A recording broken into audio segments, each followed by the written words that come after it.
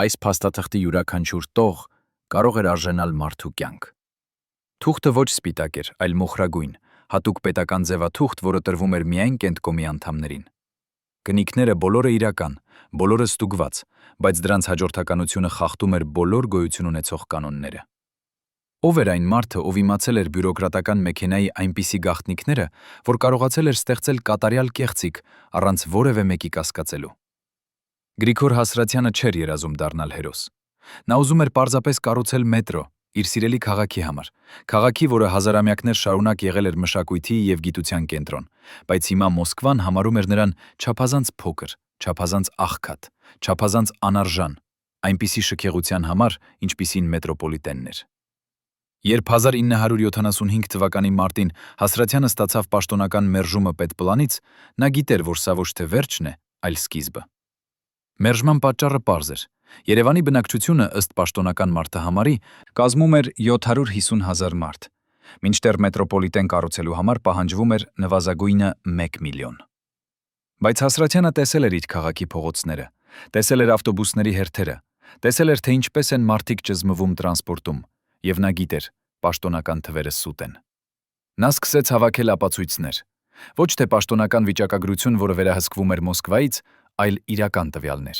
Ջրի սպառումից, էլեկտրաէներգիայի օգտագործումից, հացի բաշխումից, դպրոցների թվից, բուժհաստատությունների բեռնվածությունից։ Յուրաքանչյուր թիվ, յուրաքանչյուր ցուցանիշ ապացուցում էր մեկ բան։ Երևանում ապրում էր ոչ թե 750,000, այլ առնվազն 1,200,000 մարդ։ Բայց ինչպես ապացուցել դա Մոսկվային, երբ Մոսկվան ինքն էր ստեղծել այդ կեղծ վիճակագրությունը։ Ինչպես համոզել համակարգը, որ համակարգն ինքը սխալվում է։ Հասրատյանը հասկացավ, նա պետք է խաղա ըստ համակարգի կանոնների, բայց այնպես խելացի, որ համակարգը չնկատի խաղը։ Նա պետք է ստեղծեր փաստաթղթեր, որոնք կլինեին ավելի իրական, քան իրականությունը,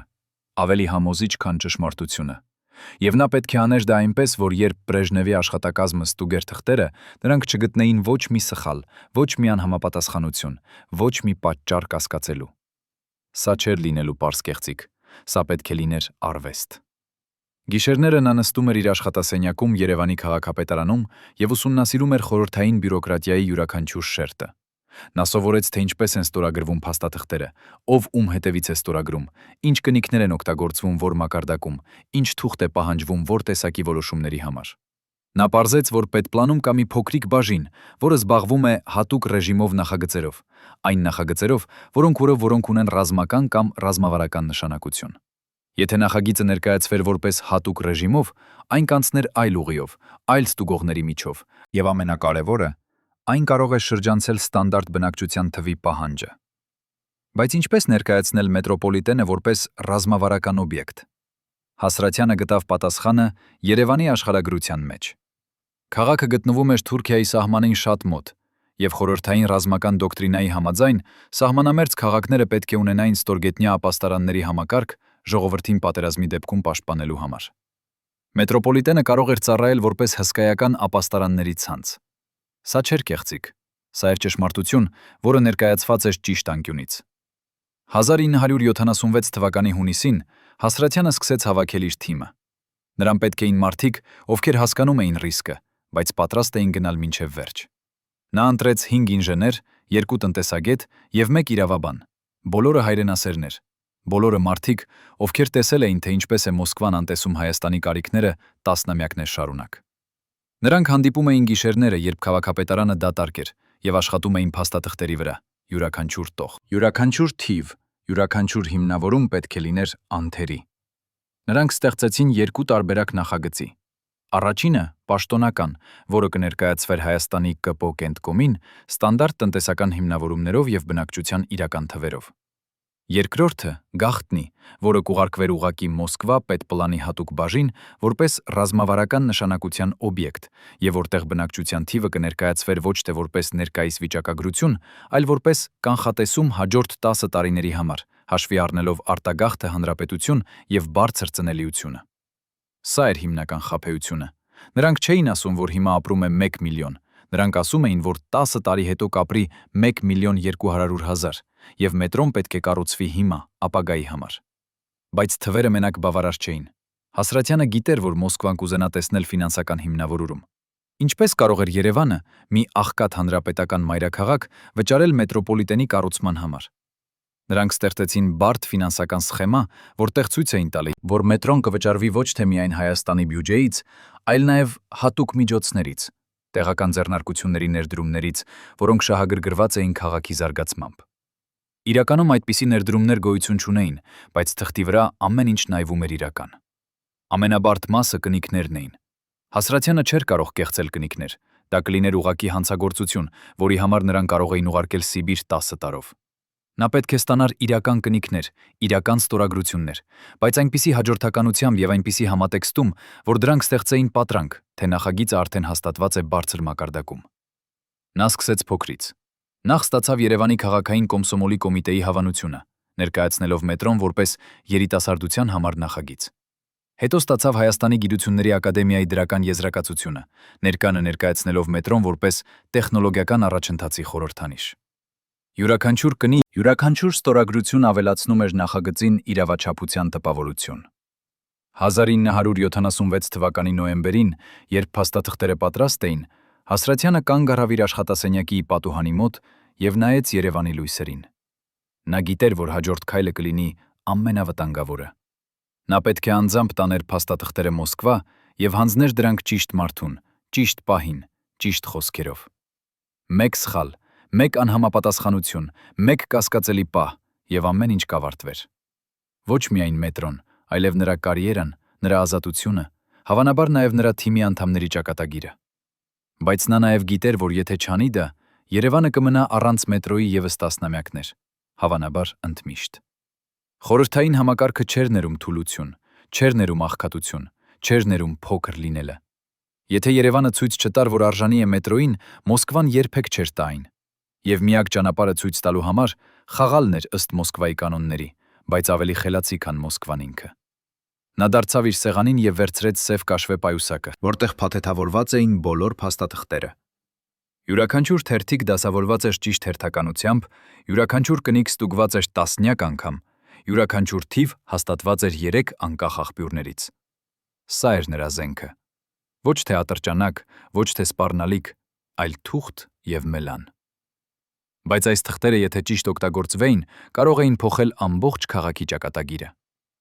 Դեկտեմբերի սառը առավոտյան Հասրատյանը նստեց Մոսկվա գնացող ինքնաթիռի մեջ։ Նրա կողքին նստած էր Արարամ Սարգսյանը, նրա ամենավստահելի ինժեներներից մեկը։ Մարդ, ով 10 տարի աշխատել էր Մոսկվայի մետրոպոլիտենի կառուցման վրա եւ ճանաչում էր պետպոլանի բոլոր միջանցքները։ Նրանք չխոսեցին թռիչքի ընթացքում։ Ինչ էր ասելիք։ Նրանք երկուսն էլ գիտեին, թե ինչ է սպասվում։ Մոսկվան հանդիպեց նրանց ձյան եւ քամու հետ։ Դեկտեմբերի Մոսկվան միշտ էլ թվում էր ավելի մութ, ավելի սառը, ավելի ամբարյացակամ, քան ցանկացած այլ տեղ։ Նրանք մնացին փոքրիկ հյուրանոցում Կալուժսկայա հրապարակի մոտ եւ հաջորդ 3 օր անցկացրին պատրաստվելով հանդիպմանը։ Հասրատյանը կրկին եւ կրկին կարդում էր փաստաթղթերը, պատասխաններ էր պատրաստում հնարավոր հարցերին, սցենարներ էր մշակում տարբեր իրավիճակների համար։ Հանդիպումը նշանակված էր դեկտեմբերի 10-ին, պետպլանի հատուկ բաժնում, Նովի Արբատի փողոցում գտնվող մի անանուն շենքում, որտեղ պատուհաններից ներս չէր երևում եւ դռները բացվում էին միայն հատուկ անցագրերով։ Երբ Հասրատյանը մտավ այդ շենք, նա զգաց, թե ինչպես է սիրտը բաբախում կրծքավանդակում։ Սա էր պահը։ Ամեն ինչ, ինչ նրանք արել էին վերջին տարվա ընթացքում, հիմա կախված էր հաջորդ 2 ժամից։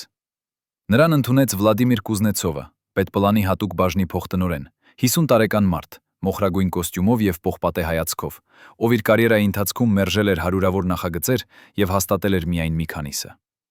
Կուզնեցովը չժպտաց, չսեղմեց ձեռք, պարզապես ցույց տվեց աթոռը եւ ասաց. «Ձեր նախագիծը 10 րոպե ունեք»։ Հասրատյանը բացեց պայուսակը եւ սկսեց։ Նա չխոսեց բնակչության թվերի մասին, նա չխոսեց տնտեսական օգուտների մասին, նա սկսեց ռազմավարական անվտանգությունից։ Նա ցույց տվեց քարտեզը, որտեղ Երևանը նշված էր որպես սահմանամերձ քաղաք, հնարավոր հարձակման գոտում։ Նա բացատրեց, որ Թուրքիան, թեև պաշտոնապես չեզոք, միշտ էլ եղել է անկանխատեսելի եւ խորհրդային ռազմական պլանավորողները պետք է հաշվի առնեին սցենար, երբ սահմանամերձ բնակչությանը կպահանջվի արագ տարհանում ստորգետնյա ապաստարաններ։ Մետրոպոլիտենը կարող էր ծառայել որպես այդ ապաստարանների ցանց, տեղավորելով մինչև 200,000 մարդ միաժամանակ։ Կուզնեցովը լսում էր առանց արտահայտության։ Հասրատյանը շարունակեց. Նա ցույց տվեց ֆինանսական հաշվարկները, ցույց տվեց տեղական ձեռնարկությունների պատրաստակամության նամակները, ցույց տվեց գիտությունների ակադեմիայի եզրակացությունը, ցույց տվեց Կոմսոմոլի կոմիտեի հավանությունը։ Յուրաքանչյուր փաստաթուղթ ավելացնում էր հավաստիության շերտ։ 10 րոպեն անցան։ Կուզնեցովը ոչինչ չասաց։ Հասրաթյանը շարունակեց. Նա խոսեց Երևանի պատմության մասին, խոսեց այն մասին, որ սա քաղաք է, որը գոյություն ունի 2700 տարի, քաղաք, որը եղել է մշակույթի կենտրոն, երբ Մոսկվան դեռ չէր գոյություն ունեցել։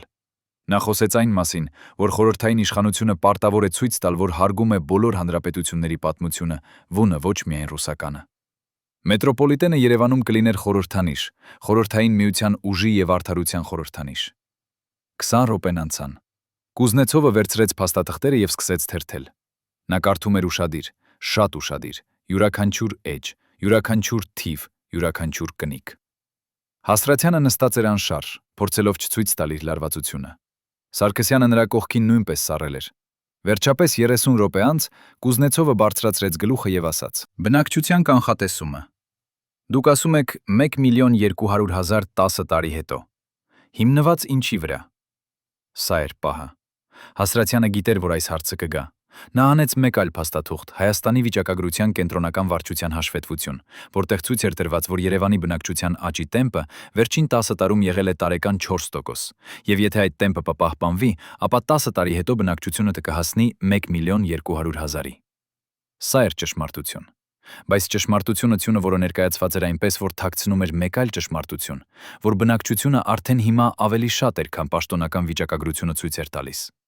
Կուզնեցովը կարդաց հաշվետվությունը։ Նա նայեց Հասրաթյանին, երկար ուսումնասիրով նայվածք։ Հասրաթյանը չշարժվեց։ Վերջապես Կուզնեցովը ասաց. Ես կուսումնասիրեմ սա։ Պատասխանը կստանաք 2 շաբաթում։ Հասրաթյանը եւ Սարգսյանը դուրս եկան շենքից։ Դրսում ձյուն էր գալիս։ Նրանք քայլեցին լռության մեջ մինչև մետրոյի կայարանը։ Միայն երբ նստեցին գնացքի մեջ, Սամետ Սարգսյանը շշնջաց. Կարծում ես հավատաց։ Հասրաթյանը նայեց պատուհանից, որտեղ մութ թունելները սլանում էին անցյալ։ Նա չպետք է հավատա, ասաց նա։ Նա պետք է չկարողանա ապացուցել, որ մենք սխալվում ենք։ Հաջորդ 2 շաբաթները եղան ամենաերկար 2 շաբաթները Հասրաթյանի կյանքում։ Նա վերադարձավ Երևան, բայց չկարողացավ աշխատել, չկարողացավ քնել, չկարողացավ մտածել որևէ բանի մասին, բացի այն հնարավորությունից, որ Կուզնեցովը կգտնի անհամապատասխանությունը, կգտնի սխալը, կհասկանա խաբեությունը։ Յուրաքանչյուր անգամ, երբ հեռախոսը զանգում էր, նա ցատկում էր։ Յուրաքանչյուր անգամ, երբ դուռը բացվում էր, նա սպասում էր տեսնել կոմիտեի մարդկանց։ Բայց զանգը չեկավ կոմիտեից։ Զանգը եկավ Մոսկվայից, պետպլանից, Կուզնեցովի քարտուղարուհուց։ 1977 թվականի հունվարի 20-ին, ժամը 11-ին առավոտյան, քարտուղարուհին ասաց. Ձեր նախագիծը հաստատված է հատուկ որոշմամբ։ Փաստաթղթերը կուղարկվեն Երևան հաջորդ շաբաթ։ Հասրաթյանը դրեց հեռախոսաշոփոթը եւ նստեց իր աթոռին։ Նա չհավատաց։ Նա սպասեց 1 ժամ, հետո զանգահարեց կրկին հաստատելու համար։ Այո, հաստատված է։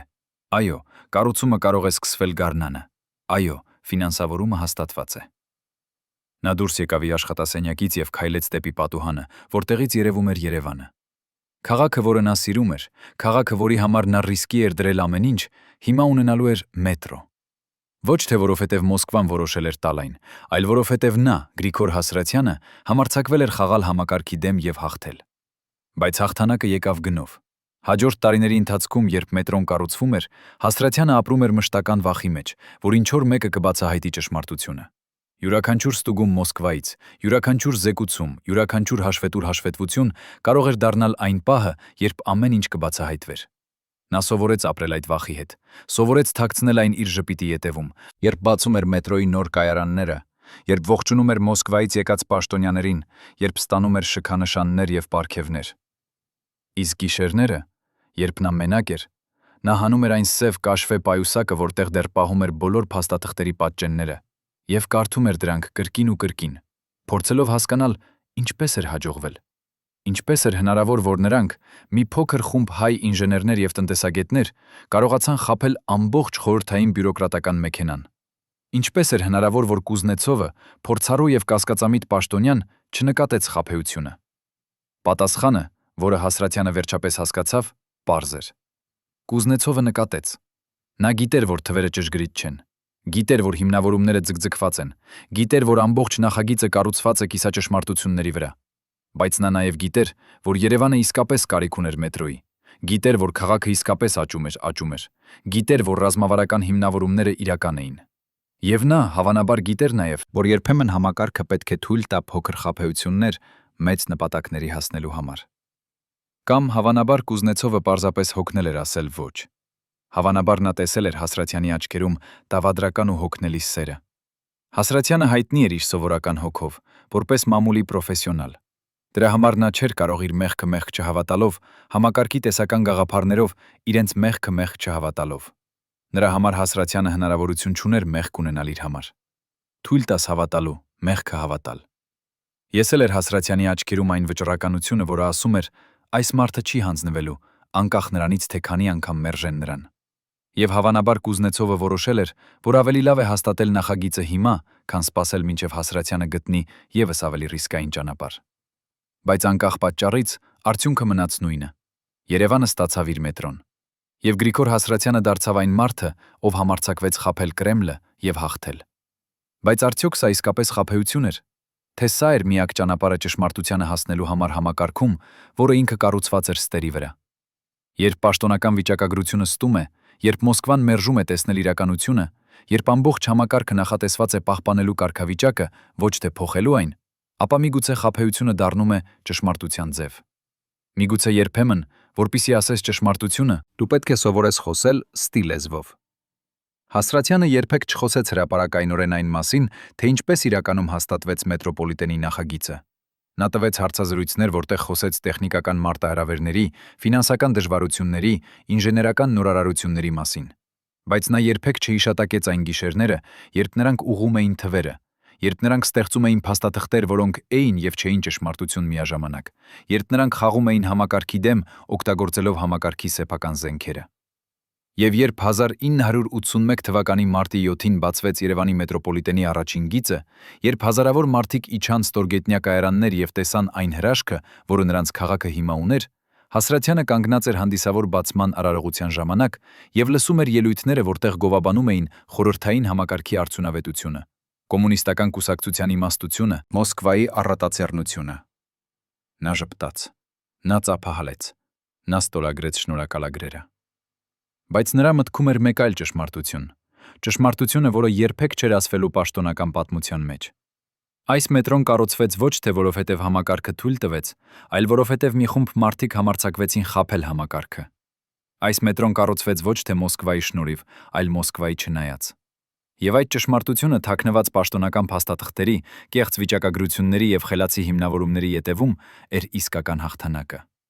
Ոչ թե մետրոն ինքը, այլ այն փաստը, որ նրանք կարողացան կառուցել այն, չնայած համակարգին, չնայած արգելքներին, չնայած բոլոր ոչերին, որոնք Մոսկվան ասել էր տասնամյակներ շարունակ։ Բայց արդյոք Բրեժնևը երբևէ իմացավ ճշմարտությունը։ Արդյոք ինչ-որ մեկը Կրեմլում երբևէ կասկածեց, որ Երևանի մետրոպոլիտենը հաստատվել է կիսակեղծ փաստաթղթերի հիման վրա։ Արդյոք Կուզնեցովը երբևէ խոսեց ինչ-որ մեկի հետ այն մասին, թե ինչ իրականում տեսավ այն փաստաթղթերում։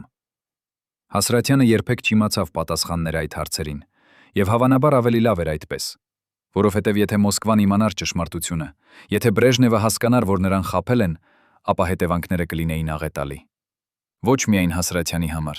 այլ ամբողջ Հայաստանի համար։ Մետրոն կարող էր փակվել, Հասրաթյանը կարող էր ձերբակալվել, ամբողջ պատմությունը կարող էր վերածվել զգուշացման, այն մասին, թե ինչ է պատահում, երբ փոքր հանրապետությունները փորձում են խաբել կենտրոնը։ Բայց դա չպատահեց։ Մետրոն շարունակեց աշխատել։ Հասրաթյանը շարունակեց ստանալ պարգևներ։ Եվ Մոսկվան շարունակեց հավատալ, որ Երևանի մետրոպոլիտենը էր խորհրդային համակարգի հաջողության ևս մեկ օրինակ։ Իսկ ճշմարտությունը, իրական ճշմարտությունը, մնաց թաքնված այն սև կաշվե պայուսակում, որը Հասրաթյանը պահում էր իր տան ամենաանվտանգ տեղում։ Պայուսակում, որը պարունակում էր բոլոր փաստաթղթերի բնօրինակները, բոլոր ուղումները, բոլոր գաղտնիքները։ Պայուսակ, որը նա երբեք չբացեց ուրիշների առջև, բայց որը նա երբեմն բացում էր գիշերները, երբ մենակ էր, եւ նայում էր այն թղթերին, որոնք փոխել էին ամբողջ քաղաքի ճակատագիրը։ Եվ յուրաքանչյուր անգամ, երբ նա նայում էր այդ թղթերին, նա հարցնում էր իրեն. արդյոք արժեր այն։ Արդյոք ռիսկը արդարացված էր։ Արդյոք նա կրկին կաներ նույնը, եթե ժամանակը վերադառնար։ Եվ յուրաքանչյուր անգամ պատասխանը նույնն էր. այո, 1000 անգամ այո։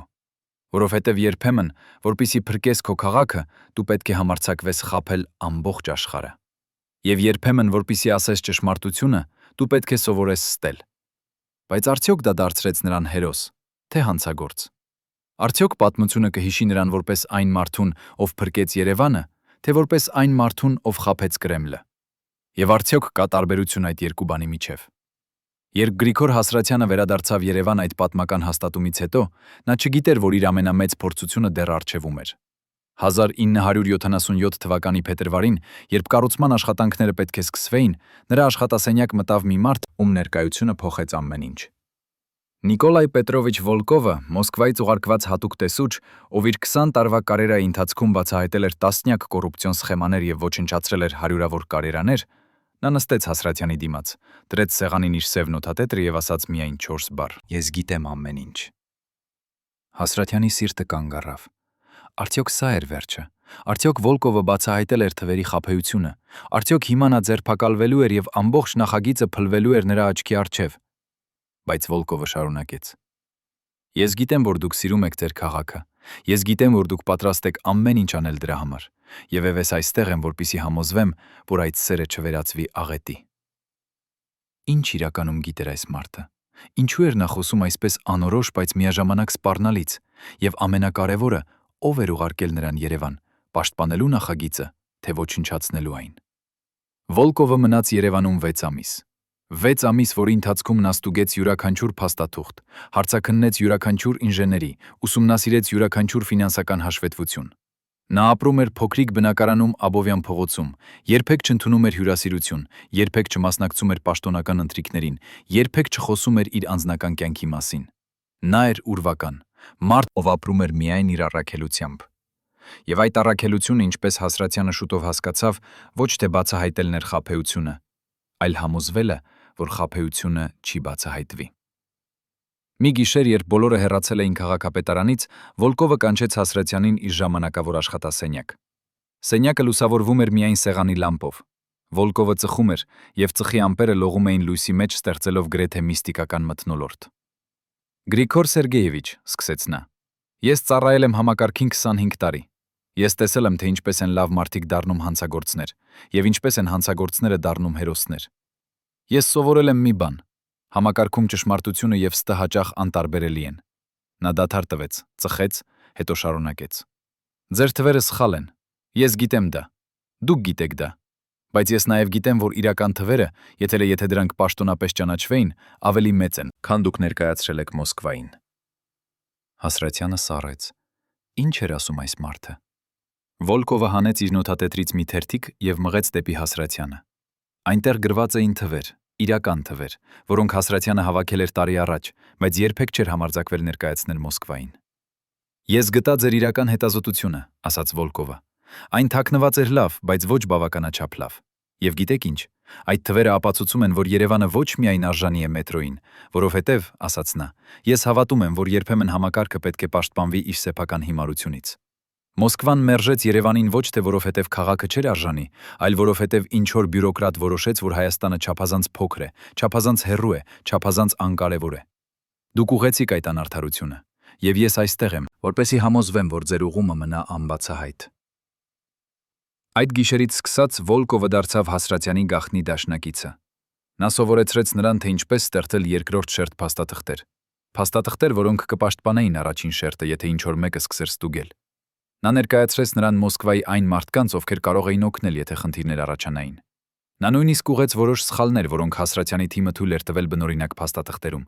Սխալներ, որոնք կարող էին դառնալ մահացու, եթե սխալ մարդը դրանք նկատեր։ Բայց Վոլկովի օգնությունը գալիս էր գնով։ Մի օր նա ասաց Հասրատյանին. «Երբ մետրոն կառուցվի, երբ այն կբացվի եւ կդառնա Երևանի հպարտությունը, դուք պետք է հիշեք մի բան. այս հաջողությունը պատկանում է ոչ միայն ձեզ։ Այն պատկանում է բոլոր նրանց, ովքեր համարձակվեցին հավատալ, որ համակարգը կարող է փոխվել, եթե ճիշտ մարդիկ ճիշտ տեղում անեն ճիշտ բաները»։ Ինչ նշանակում էր դա։ Արդյոք Վոլկովը խոսում էր միայն իր մասին, թե կային ուրիշներ Մոսկվայում, Կրեմլում, նույնիսկ Բրեժնևի աշխատակազմում, ովքեր գիտեին ճշմարտությունը եւ լռում էին։ Արդյոք Երևանի մետրոպոլիտենը հաստատվել էր ոչ թե չնայած համակարգին, այլ համակարգի ներսում գործող գաղտնի ցանցի շնորհիվ, ցանցի, որը հավատում էր, որ արդարությունը երբեմն ավելի կարևոր է, քան կանոնները։ Վոլկովը հեռացավ Երևանից 1977 թվականի օգոստոսին։ Նա չասաց ցտեսություն, չթողեց հասցե, չխոստացավ պահպանել կապը։ Նա պարզապես անհետացավ, ինչպես ուրվականները անհետանում են, երբ իրենց առաքելությունը կատարված է։ Բայց նրա հեռանալուց մեկ շաբաթ անց Հասրաթյանը ստացավ փաթեթ առանց ուղարկողի անվան։ Ներսում կար մի նամակ, գրված ձեռագիր։ Համակարգը ավելի խելացի է, քան մենք մտածում ենք, բայց նաև ավելի խոցելի։ Շարունակեք կառուցել։ Եվ երբեք մի խոսեք այն մասին, թե ինչպես սկսվեց այս ամենը։ Ստորագրություն չկար, բայց Հասրաթյանը ճանաչեց ձեռագիրը։ Կառուցումը սկսվեց 1978 թվականի գարնանը, բայց սա չէր սովորական կառուցում։ Յուրաքանչյուր օր բերում էր նոր մարտահրավերներ, նոր ստուգումներ, մներ, նոր սպառնալիքներ։ Մոսկվայից գալիս էին տեսուչներ, ովքեր ուզում էին տեսնել առաջընթացը, ստուգել ծախսերը, համեմատել իրականությունը նախագծի հետ։ Յուրաքանչյուր այցելություն էր պոտենցիալ աղետ, յուրաքանչյուր հարց կարող էր հանգեցնել բացահայտման։ Հասրաթյանը ապրում էր մշտական լարվածության մեջ, ցերեկը ժպտում էր եւ ողջունում էր հյուրերին, գիշերները արթնանում էր սառը քրտինքով, երազում էր, որ կոմիտեի մարդիկը բերում են ձերբակալման օրթեր։ Բայց ամենավտանգավոր պահը եկավ 1979 թվականի հոկտեմբերին։ Մոսկվայից ժամանեց հանձնաժողով, գլխավորությամբ Վիկտոր Գրիշինի, Պոլիտբյուրոյի անդամի, մարդու ով ուներ անմիջական մուտք Բրեժնևի մոտ։ Գրիշինը հայտնի էր իր անողոք ստուգումներով եւ իր կարողությամբ գտնել անհամապատասխանություններ այնտեղ, որտեղ ուրիշները ոչինչ չէին տեսնում։ Երբ նրա ինքնաթիռը վայրեջք կատարեց Զվարթնոց օդանավակայանում, Հասրաթյանը գիտեր, սա էր վերջնական փորձությունը։ Եթե Գրիշինը գտներ անհամապատասխանությունը, եթե նա կասկածեր թվերի մեջ, ապա ոչ Վոլկովը, ոչ որևէ մեկը չէր կարող փրկել նրան։ Գրիշինը անցկացրեց 3 օր Երևանում։ 3 օր, որի ընթացքում նա այցելեց կառուցման տեղամասեր, հարցաքննեց ինժեներներ, ուսումնասիրեց ֆինանսական հաշվետվություններ, նույնիսկ խոսեց պատահական բանվորների հետ, հարցնելով նրանց կարծիքը նախագծի մասին։ Նա էր անողորմ, մանրակրկիտ կասկածամիտ, եւ նա ուներ մի սովորություն, որը սարսափեցնում էր բոլորին։ Նա հանկարծակի դադարեցնում էր զրույցը, լռում էր երկար վայրկյաններ, նայում էր մարդու աչքերին եւ հետո տալիս էր մի հարց, որը թվում էր անմեղ, բայց իրականում էր որոքայթ։ Երրորդ օրը, երբ ստուգումը գրեթե ավարտված էր, Գրիշինը կանչեց Հասրաթյանին իր հյուրանոցային համարը։ Սենյակը մութ էր, վարագույժները փակ։ Գրիշինը նստած էր աթոռին, նրա դեմքը ստվերների մեջ։ «Նստեք», ասաց նա։ Հասրաթյանը նստեց։ Լռություն։ Երկար, անհանգստացնող լռություն։ Հետո Գրիշինը ասաց. «Ասացեք ինձ, Գրիգոր Սերգեյևիչ, դուք հավատում եք Աստծուն»։ Հարցը այնքան անսպասելի էր, որ Հասրաթյանը չգիտեր, թե ինչ պատասխանել։ Խորհրդային պաշտոնյան չպետք է հավատար Աստծուն, բայց ինչու էր Գրիշինը հարցնում դա։ Ինչ էր ճիշտ պատասխանը։ «Ես հավատում եմ իմ ժողովրդին», ասաց վերջապես Հասրաթյանը։ Գրիշինը ժպտաց։ Առաջին անգամ 3 օրվա ընթացքում։ «Լավ պատասխան», ասաց նա։ «Դիվանագետական, բայց ազնիվ»։ Հետո Գրիշինը հանեց իր պայուսակից մի թերթիկ։ Հասրաթյանը ճանաչեց այն անմիջապես։ Դա էր բնօրինակ հաշվարկը, որը նրանք ստեղծել էին տարի առաջ, հաշվարկը բնակչության իրական թվերով։ Ինչպես էր Գրիշինը ստացել այն։ Ով էր տվել նրան։ «Այս փաստաթուղթը», ասաց Գրիշինը, «գտնվել է ձեր քաղաքապետարանի արխիվում։ Թաքնված լավ, բայց ոչ բավականաչափ լավ։ Այն ցույց է տալիս, որ դուք գիտեիք իրական թվերը, բայց ներկայացրիք Մոսկվային այլ թվեր»։ Հասրաթյանի աշխարհը փլվում էր։ Սա էր վերջը։ Գրիշինը բացահայտել էր ամեն ինչ։ Հիմա նա զեկուցելու էր Բրեժնևին, եւ Հասրաթյանի ճակատագիրը լինելու էր կնքված։ Կնքված։ Բայց Գրիշինը շարունակեց. «Գիտեք, թե ինչու եմ ես ցույց տալիս ձեզ սա, որովհետև ես ուզում եմ, որ դուք հասկանաք, ես գիտեմ ճշմարտությունը։ Եվ ես ուզում եմ, որ դուք հասկանաք, ես չեմ զեկուցելու այն»։ Հասրաթյանը չհավատաց իր ականջներին։ Ինչու։ Ինչու էր Պոլիտբյուրոյի անդամը, Բրեժնևի մերձավորը պաշտպանում նրան։ Գրիշինը կարծես կարդաց նրա մտքերը կրկին։ «Որովհետև», ասաց նա, «ես ծառայել եմ Խորհրդային Միությանը 40 տարի։ Ես տեսել եմ, թե ինչպես է համակարգը ստեղծում անարդարություններ, ոչ թե չարամտությունից, այլ անտարբերությունից։ Ես տեսել եմ, թե ինչպես են փոքր հանրապետությունները անտեսվում, մոռացվում, զրկվում այն բանից, ինչ նրանք արժանի են։ Եվ ես որոշել եմ, որ եթե ես կարող եմ ուղղել մի անարդարություն առանց վնասելու համակարգին, ապա ես պետք է անեմ դա»։ Նա դադար տվեց, հետո ավելացրեց. «Բայց լսեք ուշադիր։ Ես պաշտպանում եմ ձեզ հիմա, բայց դուք պետք է պաշտպանեք ինձ ապագայում։ Երբ մետրոն կբացվի, երբ այն կդառնա հաջողություն, դուք պետք է համոզվեք, որ ոչ ոք երբեք չիմանա այս զրույցի մասին։ Դուք պետք է համոզվեք, որ պաշտոնական պատմությունը մնա անփոփոխ։ Մոսկվան տվեց, Երևանը շնորհակալ է, համակարգը աշխատում է կատարյալ։ Եթե ճշմարտությունը երբևէ բացահայտվի, դա կվնասի ոչ միայն ձեզ, այլև ինձ, եւ բոլոր նրանց, ովքեր օգնել են ձեզ։ Հասրաթյանը հասկացավ։ Սա չէր պարզ կոռուպցիա։ Սա էր ավելի բարդ, ավելի վտանգավոր, ավելի խորը։ Սա էր գաղտնի ցանց։ Խորհրդային համակարգի ներսում, ցանց, որը բաղկացած էր մարդկանցից, ովքեր հավատում էին, որ համակարգը կարող է լինել ավելի արդար, ավելի մարդկային, ավելի ճկուն, եթե ճիշտ մարդիկ ճիշտ տեղերում անեն ճիշտ բաները։ Վոլկովը եղել էր այդ ցանցի մաս։ Գրիշինը եղել էր այդ ցանցի մաս, եւ հիմա Հասրաթյանը ինքը դառնում էր այդ ցանցի մաս։ Գրիշինը հեռացավ Երևանից հաջորդ օրը։ Նրա եզրակացությունը Մոսկվային էր դրական։ Կառուցումը ընթանում է ըստ ծրագրի, ֆինանսավորումը օգտագործվում է արդյունավետ, նախագիծը համապատասխանում է բոլոր պահանջներին։ Ոչ մի խոսք թվերի մասին, ոչ մի հիշատակում անհամապատասխանությունների մասին, ոչ մի նշում կասկածների մասին։ Պաշտոնական պատմությունը շարունակվում էր առանց ընդհատման։ Բայց Հասրաթյանը հիմա ապրում էր կրկնակի վախի մեջ։ Ոչ միայն վախ, որ ինչ-որ մեկը կբացահայտի բնօրինակ խաբեությունը, այլև վախ, որ ինչ-որ մեկը կբացահայտի գաղտնի ցանցը, որը պաշտպանում էր նրան։ Որովհետև եթե կոմիտեն իմանար, որ Պոլիտբյուրոյի անդամները լռում են խաբեությունների մասին, եթե Բրեժնևը իմանար, որ նրա սեփական մարտիկը խաղում են իրենց սեփական խաղերը, ապա հետևանքները կլինեին աղետալի ոչ միայն Հասրաթյանի, այլև Գրիշինի, Վոլկովի եւ բոլոր ուրիշների համար, ովքեր ներգրավված էին այս գործում։ Կառուցումը շարունակվեց 3 տարի։ 3 տարի անընդհատ լարվածության, անընդհատ ստուգումների, անընդհատ վտանգի։ Բայց Հասրաթյանը սովորեց ապրել այդ վախի հետ։ Նա սովորեց ժպտել, երբ ներսում սարսափում էր։ Նա սովորեց խոսել վստահությամբ, երբ ներսում կասկածում էր ամեն ինչում։ Նա սովորեց խաղալ դերը, հաջող խորհրդային պաշտոնյայի դերը, ով ծառայում է համակարգին անվերապահորեն։ Բայց գիշերները, երբ նա մենակ էր, նա հանում էր Գրիշինի տված այն թերթիկը, իր սեփական բնօրինակ հաշվարկը եւ նայում էր դրան ժամաժամերով։ Այս թուղթը էր ապացույցը, որ նա խաբել էր Մոսկվային։ Բայց այս թուղթը նաև էր ապացույցը, որ Մոսկվան գիտեր եւ լռեց։ Որն էր ավելի վտանգավոր՝ խաբեությունը, թե լռությունը։ Ո՞վ էր իրական հանցագործը։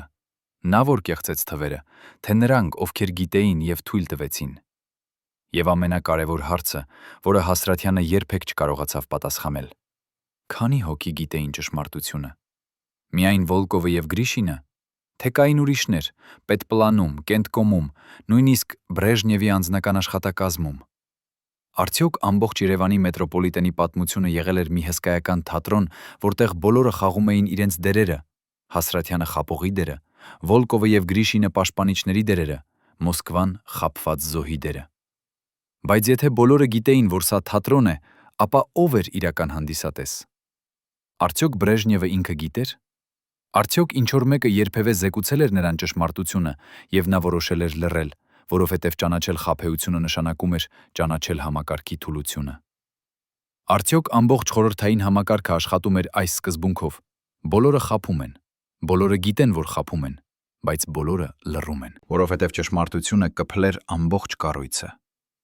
Պատկերացրեք, որ դուք եք այն 12 մարդկանցից մեկը, ովքեր գիտեին ամեն ինչ Հասրաթյանի մասին, յուրաքանչյուր գաղտնի հանդիպումը, յուրաքանչյուր կեղծված փաստաթուղթը, յուրաքանչյուր վտանգավոր պահը, երբ ամբողջ նախագիծը կարող էր փլվել։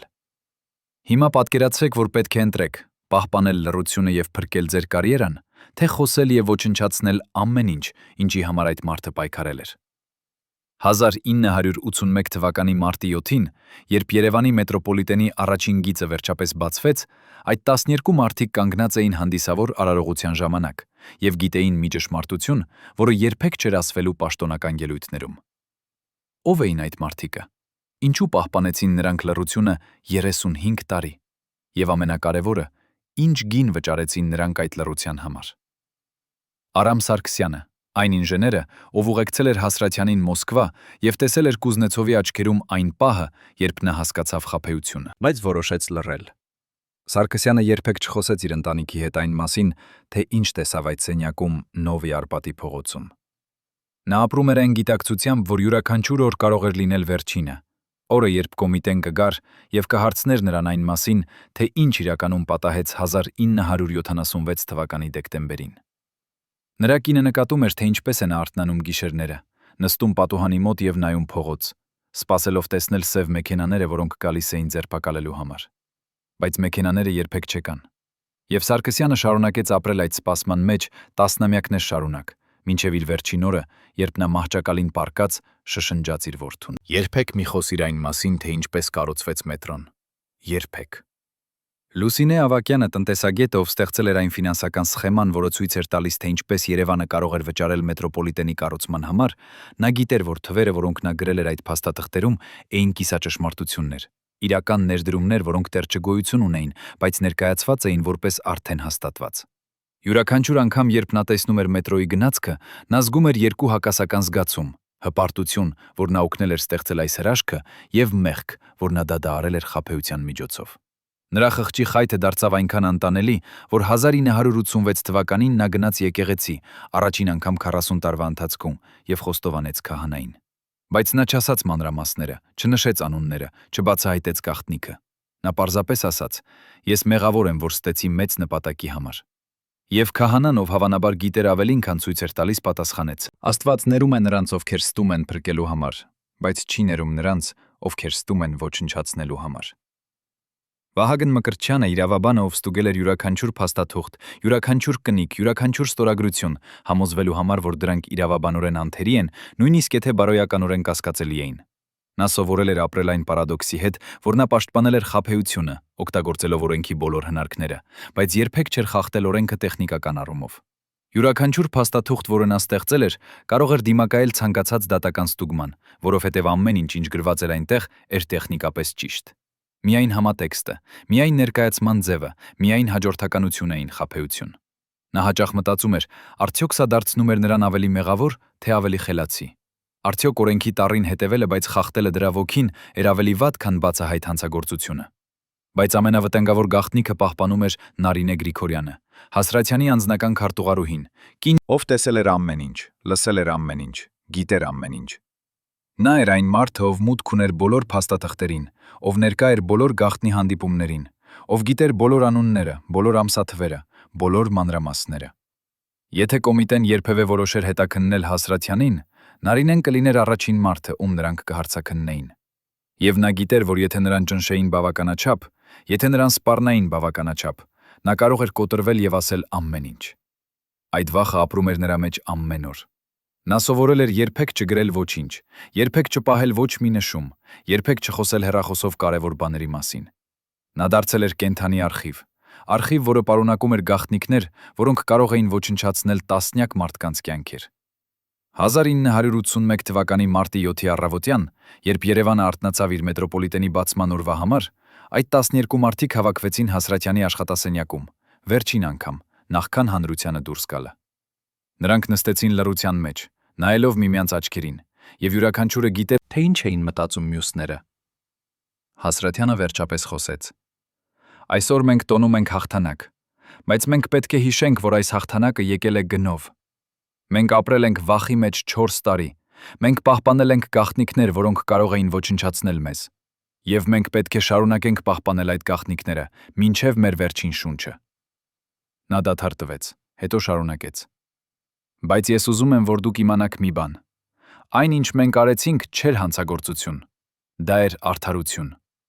Մոսկվան մերժեց մեզ ոչ թե որովհետև մենք չէինք արժանի, այլ որովհետև համակարգը կույր էր։ Մենք բացեցինք դրա աչքերը, եւ եթե դա անելու համար մենք պետք է օգտագործեինք խաբեություն, ապա թող այդպես լինի։ Պատմությունը կդատի մեզ ոչ թե ըստ մեր մեթոդների,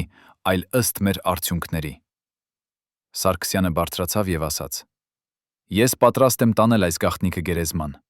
բայց ես ուզում եմ, որ իմ որդիները իմանան, որ նրանց հայրը մասնակցել է մի բանի, որը փոխեց Երևանի ճակատագիրը»։ Ավագյանը ավելացրեց. «Եվ ես ուզում եմ, որ իմ թոռները իմանան, որ երբեմն ճշմարտությունը պահանջում է ստել համակարգին, որը ինքը կառուցված է ստերի վրա»։ Մկրտչյանը ժպտաց դառնորեն. «Իսկ ես ուզում եմ, որ իմ ուսանողները սովորեն, որ օրենքը եւ արդարությունը միշտ չեն համընկնում, եւ երբեմն դու պետք է ընտրես արդարությունը»։ Նարինեն, որը մինչ այդ լռում էր, վերջապես խոսեց. Ես պահպանել եմ ձեր գաղտնիքները 4 տարի։ Ես կշարունակեմ պահպանել դրանք մինչև իմ վերջին օրը։ Բայց ես ուզում եմ, որ դուք խոստանաք ինձ մի բան։ Եթե ինչ-որ օր ճշմարտությունը բացահայտվի, եթե ինչ-որ մեկը գտնի փաստաթղթերը, եթե պատմությունը որոշի դատել մեզ, ապա մենք պետք է կանգնենք միասին։ Ոչ մեկը չի մատնի մյուսին։ Ոչ մեկը չի փորձի փրկվել մյուսի հաշվին։ Մենք մեկ թիմ ենք, եւ մենք կմնանք մեկ թիմ մինչև վերջ։ Բոլորը համաձայնեցին։ Նրանք ստորագրեցին անտեսանելի պայմանագիր։ Պայմանագիր, որը գրված չէր թղթի վրա, այլ փորագրված էր նրանց հոգիներում։ Եվ հետո նրանք դուրս եկան այդ սենյակից եւ գնացին դեպի հանդիսավոր արարողությունը, որտեղ հազարավոր մարդիկ սպասում էին տեսնել հրաշքը, որը նրանք ստեղծել էին։ Բացման արարողությունը եղավ շքեղ։ Ելույթներ, ծափահարություններ, շնորհակալագրեր, շքանշաններ։ Մոսկվայից եկած պաշտոնյաները գովաբանում էին խորհրդային համակարգի արդյունավետությունը։ Հայաստանի ղեկավարները շնորհակալություն էին հայտնում կենտրոնի աջակցության համար։ Հասրատյանը ստանում էր պարգևներ եւ ժպտում էր լուսանկարիչների համար։ Բայց նրա աչքերում, եթե ուշադիր նայիր, կարող էիր տեսնել մի բան այլ։ Ոչ թե հպարտություն, այլ թեթև վախ։ Վախ, որ ինչ-որ մեկը, ինչ-որ տեղ, ինչ-որ ժամանակ կբացահայտի ճշմարտությունը։ Եվ այդ վախը արդարացված էր, որովհետև 1981 թվականի մարտի 12-ին, 5 օր անց բացումից, Հասրատյանի աշխատասենյակ մտավ մի մարդ, ում ներկայությունը սառեցրեց նրա արյունը։ Անդրեյ Սոկոլովը,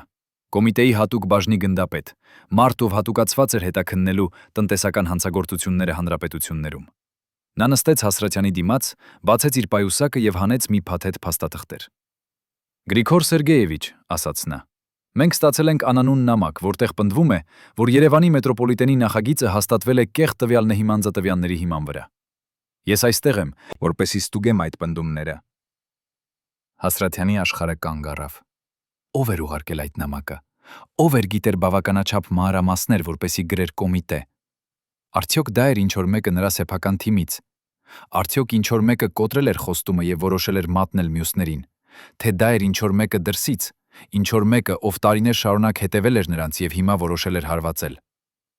Սոկոլովը շարունակեց. Նամակում նշվում է բնակչության թվերը, որոնք ներկայացվել են պետպլան, չեն համապատասխանում իրական վիճակագրությանը։ Նշվում է նաև, որ ֆինանսական հիմնավորումները հիմնված են գոյություն չունեցող ներդրումների վրա։ Եվ ամենակարևորը, նշվում է, որ դուք անձամբ գիտեիք այս անհամապատասխանությունների մասին, բայց որոշեցիք թաքցնել դրանք։ Հասրատյանը պետք է արագ որոշեր, ժխտել ամեն ինչ եւ ռիսկել, որ Սոկոլովը կգտնի ապացույցները, թե ընդունել մի մասը եւ փորձել վերահսկել վնասը։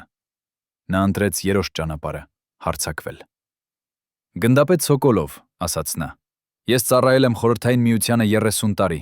Ես կառուցել եմ ձեռնարկություններ, կառավարել եմ նախագծեր, ստացել եմ պարգևներ եւ շքանշաններ։ Եվ հիմա դուք գալիս եք այստեղ 5 օր անց մետրոպոլիտենի բացումից եւ մեղադրում եք ինձ անանուն նամակի հիման վրա։ Ով է գրել այդ նամակը։ Ինչու է նա թաքնվում անանունության ետևում։ Եվ ինչու է կոմիտեն վստահում անանուն մուն մատնիչների։ Սոկոլովը չշարժվեց։ Անանուն նամակները հաճախ են ճշմարտություն պարունակում, ասաց նա։ Եվ մեր պարտականությունն է ստուգել յուրաքանչյուր մեղադրանք, անկախ աղբյուրից։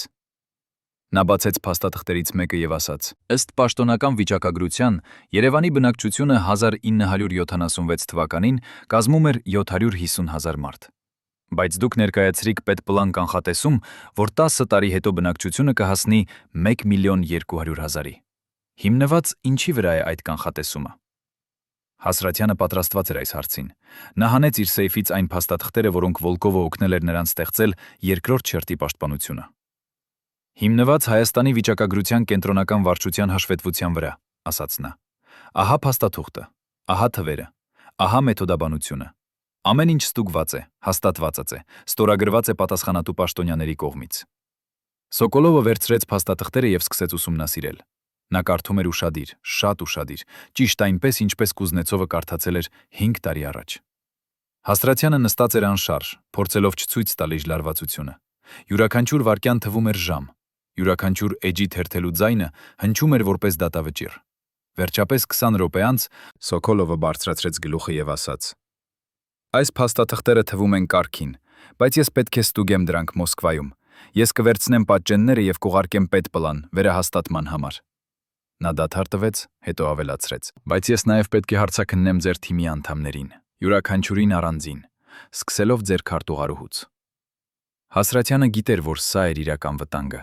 Սոկոլովը փորձելու էր կոտրել Նարինեին, փորձելու էր ստիպել նրան խոսել, փորձելու էր գտնել անհամապատասխանություններ նրանց պատմություններում։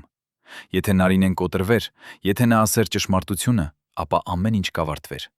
Ոչ միայն Հասրատյանի համար, այլև ամբողջ թիմի համար, նույնիսկ Վոլկովի եւ Գրիշինի համար։ Այդ գիշեր Հասրատյանը չքնեց։ Նա նստեց իր աշխատասենյակում եւ մտածեց բոլոր հնարավոր սցենարների մասին։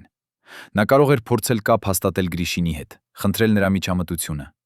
բայց դա կարող էր վտանգել Գրիշինին եւ բացահայտել գաղտնի ցանցի գոյությունը։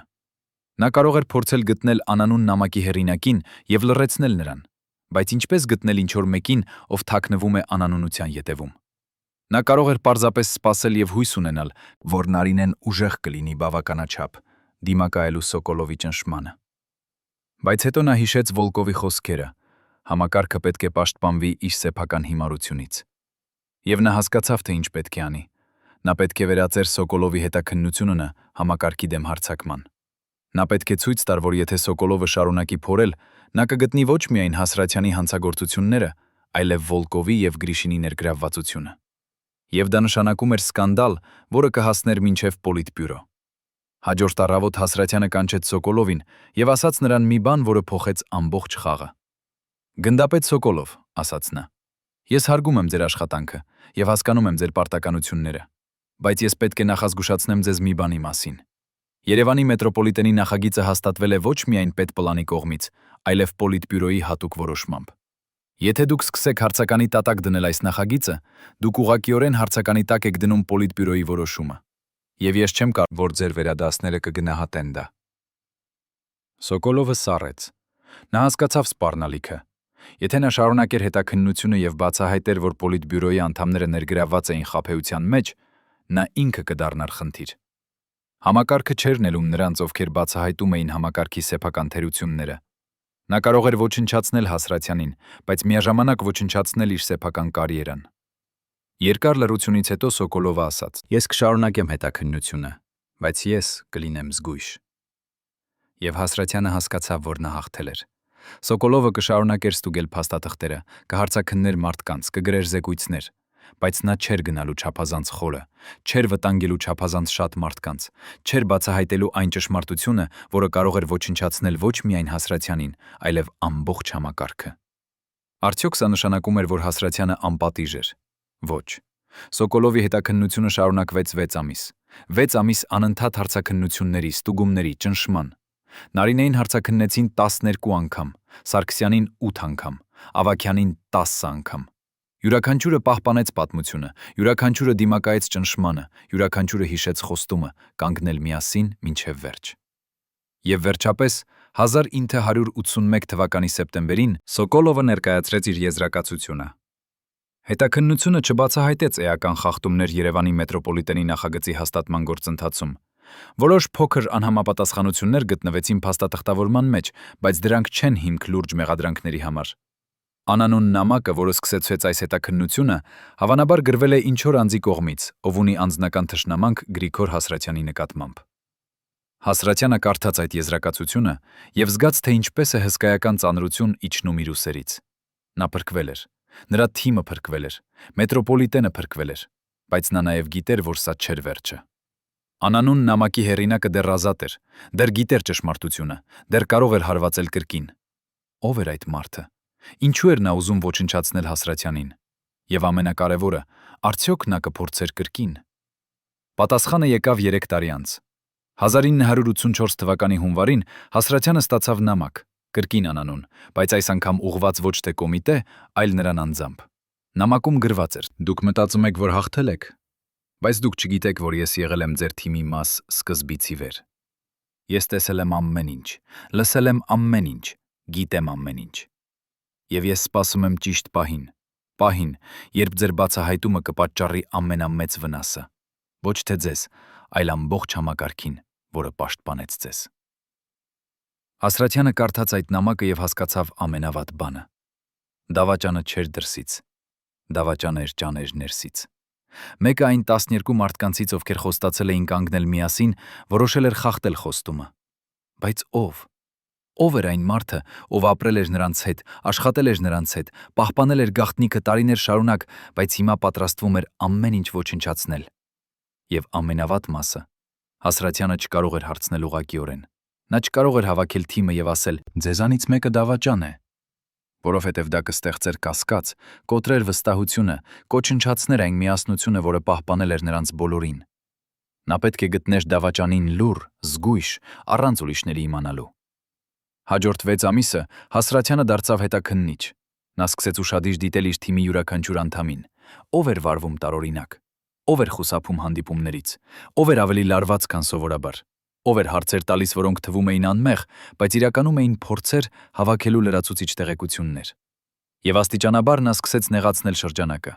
Սարգսյանը ոչ, նա չափազանց ազնիվ էր, չափազանց պարզամիտ, չափազանց նվիրված։ Ավագյանը ոչ, նա չափազանց կրոնավոր էր, չափազանց մեղավոր զգում էր, չափազանց վախենում էր Աստծո դատաստանից։ Մկրտչյանը հավանաբար ոչ, նա չափազանց խելացի էր, հասկանալու, որ դավաճանությունը կոչնչացներ նաև նրան ինքը։ Մնում էր Նարինեն։ Կինը, ով գիտեր ամեն ինչ, տեսել էր ամեն ինչ, լսել էր ամեն ինչ։ Կինը, ով ապրել էր մշտական վախի մեջ, որ կոմիտեն կգա եւ կկոտրի նրան։ Կին, ով հավանաբար ամենաշատն էր տառապել այս գաղտնիքը պահպանելուց։ Արդյոք հնարավոր էր, որ նա վերջապես որոշել էր, որ բավական է, որ գաղտնիքի գինը չափազանց բարձր է, որ միակ ճանապարհը ազատվելու համար բացահայտելն է ամեն ինչ։ Հասրատյանը չուզեց հավատալ, բայց նա պետք է իմանար ճշմարտությունը։ Մի գիշեր նա կանչեց Նարինեին իր աշխատասենյակ, ուշ, երբ բոլորը հեռացել էին։ Նա նստեց նրա դիմաց եւ ասաց. «Նարինե, մենք աշխատել ենք միասին 15 տարի։ Դու եղել ես ավելին, քան քարտուղարուհի։ Դու եղել ես ընկեր, խորհրդատու, պաշտպանիչ։ Եվ ես ուզում եմ հարցնել քեզ մի բան, եւ ես ուզում եմ, որ դու պատասխանես ազնիվ»։ Երբ 1986 թվականի մարտին Գրիգոր Հասրատյանը ստացավ հրավեր Մոսկվա պետպլանի տարեդարձային հանդիսավոր ընդունելության համար, նա գիտեր, որ սա ոչ թե պարզ հրավեր էր, այլ վերջնական փորձություն։ Հրավերի ներսում փոքրիկ թղթի կտորի վրա ձեռագիր էր գրված.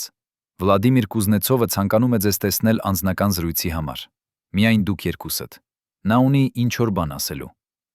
Ստորագրություն չկար, բայց Հասրատյանը ճանաչեց այն ոճը, այն զգուշավորությունը, որը բնորոշ էր գաղտնի ցանցին։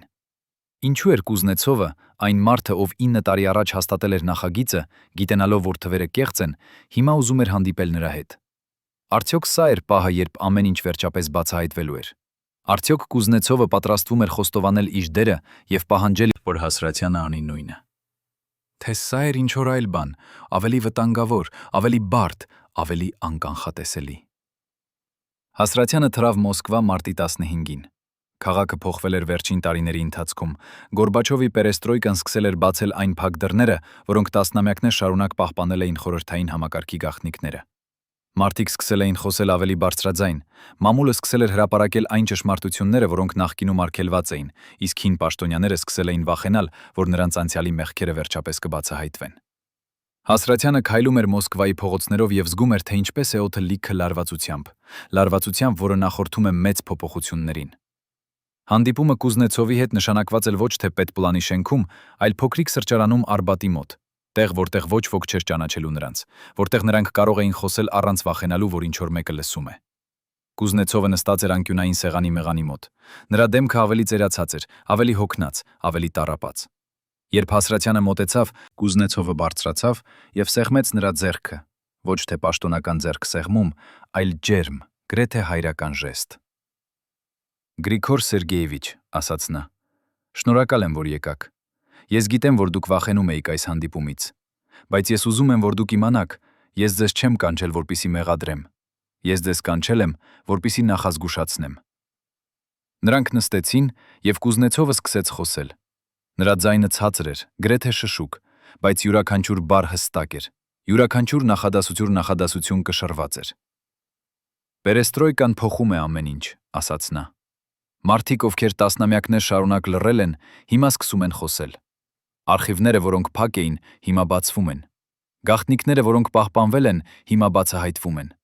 Եվ շուտով, շատ շուտով, ինչ-որ մեկը կգտնի այն փաստաթղթերը, որոնք ապացուցում են, թե ինչպես իրականում հաստատվեց Երևանի մետրոպոլիտենի նախագիծը»։ Հասրատյանը սառեց։ «Ո՞վ», հարցրեց նա, «ո՞վ է փնտրում այդ փաստաթղթերը»։ Կուզնեցովը ժպտաց դառնորեն։ «Բոլորը»,